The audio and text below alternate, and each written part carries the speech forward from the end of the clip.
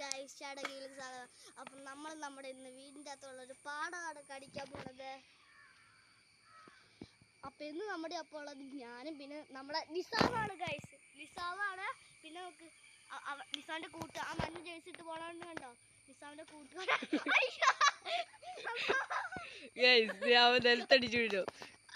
Correct സമയത്താണ് video എടുത്തത്.